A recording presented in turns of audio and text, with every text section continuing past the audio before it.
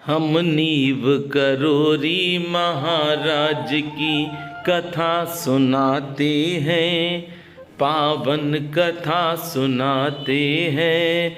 कैसे हरते हैं संकट को हम आज बताते हैं, ये बात बताते हैं। ऐसे करुणा के सागर को हम शीस झुकाते हैं, हम शीस झुकाते हैं। सिर नीव करोरी महाराज की कथा सुनाते हैं, पावन कथा सुनाते हैं।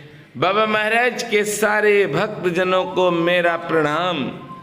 आज बृहस्पतिवार है और बाबा की दया और कृपा से ही आप बाबा महाराज की कथा सुन पाते हैं। बाबा की कृपा से ही मैं कथा कह पाता हूँ और बाबा की दया से ही आप कथा सुनते हैं। आज की कथा है बाबा नीव करोरी महाराज के अनन्य भक्त पंडित शंकर प्रसाद जी व्यास की। ये कथा जब बाबा की आप सुनते हैं तो एक बात तो ध्यान में रखना कि जब कथा में मन लग जाए तो समझ लेना प्रभु की कृपा आने लगी है।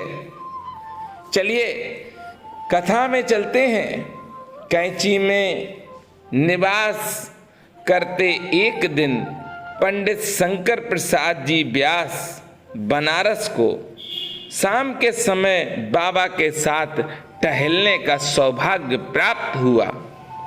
आश्रम के सामने ही सड़क पर बाबा व्यास जी के कंधे पर हाथ रखकर चल रहे थे। धन्य ऐसे व्यक्ति जिन्होंने बाबा का इतना सानिध्य पाया कि बाबा आज अपना उस भक्त के कंधे पर हाथ रखे हैं। अरे अपार कृपा बाबा ने कर दी उसके जीवन में। वे अपने विचारों में मग्न दिखाई दिए, इस कारण व्यास जी भी मौन रहे। एकाएक व्यास जी के मन में एक विचार आया कि लोग बाबा को हनुमान जी का अवतार बताते हैं, पर इस बात पर विश्वास कैसे किया जाए। ये भक्त सोच रहा है और सोच तभी रहा है जब बाबा ने कहा। बाबा अपनी जब कृपा करते हैं तो प्रत्यक्ष दर्शन देते हैं।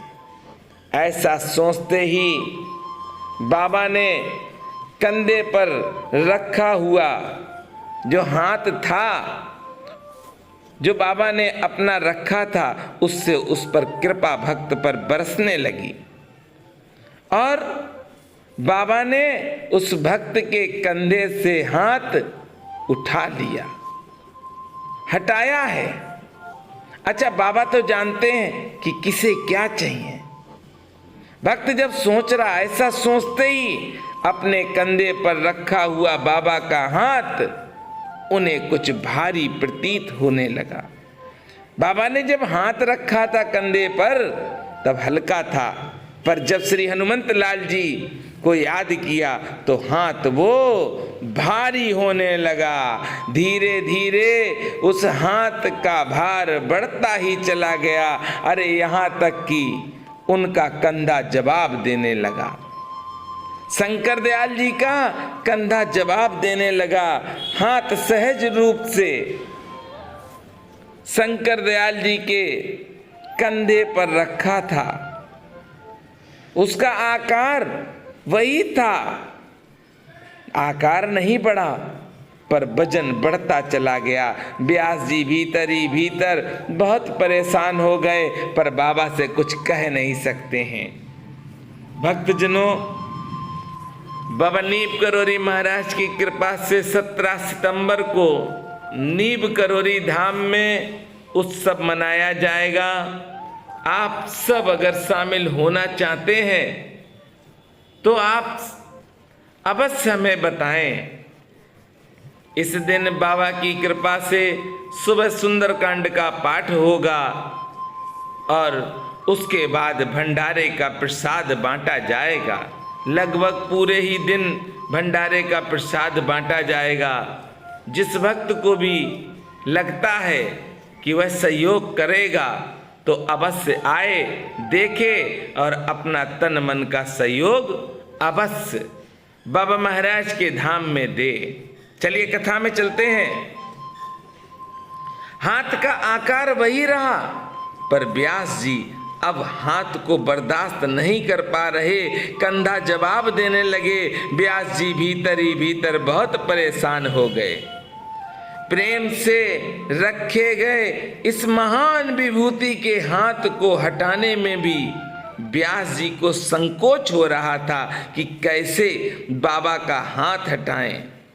अब कंधा भी जवाब दे रहा है और हाथ का वजन तो बढ़ ही रहा है। अपनी ऐसी व्यवस्था में भक्त मन ही मन बाबा महाराज को हनुमान जी से प्रार्थना करने लगा कि मुझे मेरी जो परीक्षा लेना चाहते थे उसके लिए आप क्षमा करें। हे प्रभु, मैं आपकी परीक्षा लेना चाहता था। मैं देखना चाहता था कि क्या आप हनुमंत लाल जी हैं भी कि नहीं हैं। अब हमें माफ कर दीजिए। अरे हम समझ गए कि आप ही हनुमान हो, आप ही हनुमान हो, आप ही हनुमान हो। ये प्रार्थना करने लगा, क्षमा मांगने लगा। और जैसे ही इस भक्त ने क्षमा मांगी है, ऐसा कहते ही स्थिति वैसी ही हो गई जैसे बाबा ने शुरू में हाथ रखा था।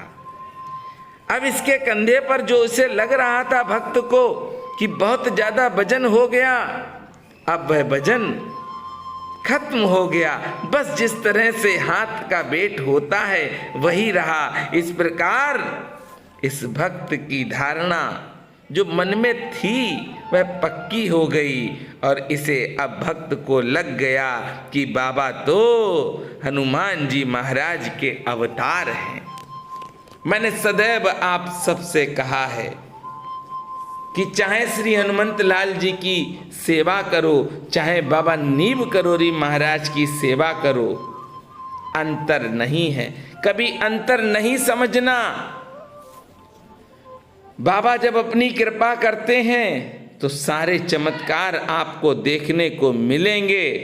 बाबा जब अपनी असीम कृपा करेंगे तो सब कुछ जीवन में अच्छा होने लगेगा। जिस दिन सब कुछ अच्छा होने लगे समझ लेना बाबा की भरपूर कृपा प्राप्त हो गई।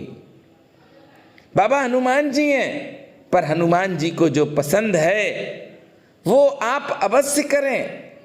हनुमान जी को पसंद क्या है? निर्मल मन जन सो मोहि पावा, मोहे कपट छल छिद्र न भावा।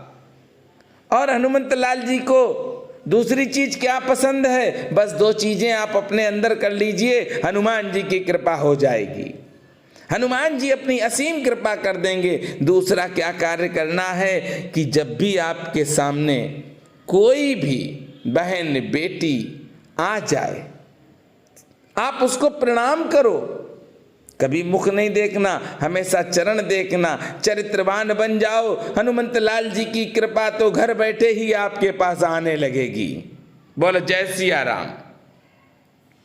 हनुमंत लाल जी आपको छोड़ के कहीं जा ही नहीं सकते हैं, क्योंकि जो चरित्रवान हैं वही हनुमंत लाल जी के भक्त हैं। मेरे साथ प्रेम से बोलेंगे जय सिया राम, जय सिया।